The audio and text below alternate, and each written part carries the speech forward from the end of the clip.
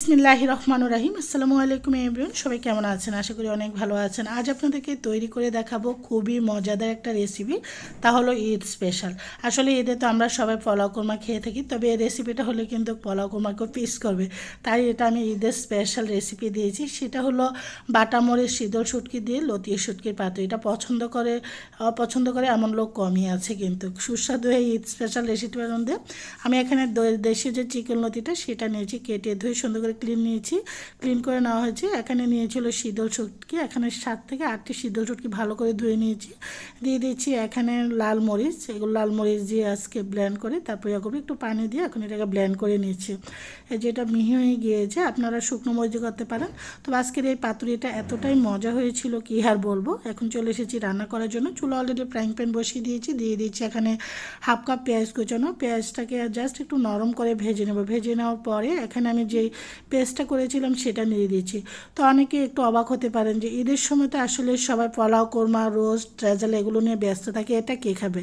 এটা আসলে ওইগুলো ফেলেই কিন্তু কেটা খাবে। তাই আমি এটাকে ঈদ স্পেশাল দেশীয় লতির পাতুরি করে দেখাচ্ছি বাটা মরিচ শীতল শুটকি দিয়ে। আমি এখানে 1 চামচ হলুদের গুঁড়া, স্বাদ অনুযায়ী লবণ, 1.5 চামচ লাল মরিচের গুঁড়া আর পরিমতন পানি দিয়ে এখন এটাকে ঢাকনা দিয়ে ঢেকে কষিয়ে নিব।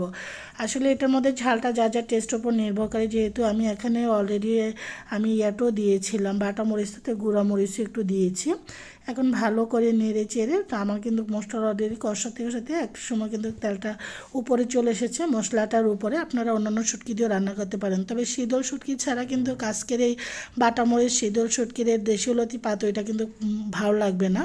আমার কাছে মনে হয় না ভালো লাগবে। এটা শীতল শুটকি দিয়ে সবচেয়ে বেশি টেস্ট হবে। দিয়ে দিয়েছি এখানে লতিগুলো, তবে লতিটা একটু চিকন হলে ভালো। এখন বাজারে কিন্তু চিকন লতি পাওয়া যায়, মোটা লতিটা যদিও বেশি পাওয়া যায়, তবে দেশি ওই লতিটা দিয়ে কিন্তু এই পাতুরিটা সবচেয়ে বেশি ভালো লাগে। আমি নেড়ে চেড়ে ভালো করে মিক্স করে কষিয়ে নিচ্ছি, কিন্তু আস্তে আস্তে দেখতে পাচ্ছেন এটা কমে আসছে। তো আমি এটা ঢাকনা দিব না, কারণ এটা যে পানিটা সেই পানিটার মধ্যে সিদ্ধ হয়ে যাবে। আর চিকন লতি যেহেতু হতে সময় লাগবে না, ঢাকা দিয়ে দিলে দেখা গেছে এটা একদম গলে যাবে। তো চুলাটাকে মিডিয়াম টু হাই ফ্লেমে রেখে আমি লতিটা রান্না করছি। এই লতিটা আসলে এতটাই মজা হয়েছিল, বলে না ঈদের রেজালা পোলাও কোরমা রোস্ট এগুলোকেও পিস করবে। আমি আবারও প্রায় এখানে বড় সাইজের একটা রসুন দিয়েছি আর দুটো মিডিয়াম সাইজের পেঁয়াজ মোটা করে দিয়েছি। তবে এটা অপশনাল, যদি ভালো লাগে দিবেন, স্কিপ করতে পারেন অপছন্দ করলে। এখানে রসুনটা দিয়েছি। রসুন তো এরকম যে কোনো শুটকির মধ্যে একটু আস্ত কোষ দিলে খেতে ভালো লাগে। আমার বাসার মধ্যে আমি এবং আমার হাজব্যান্ড খুবই পছন্দ করি। পেঁয়াজটা অপশনাল, যদি ভালো লাগে দিবেন, না স্কিপ করবেন।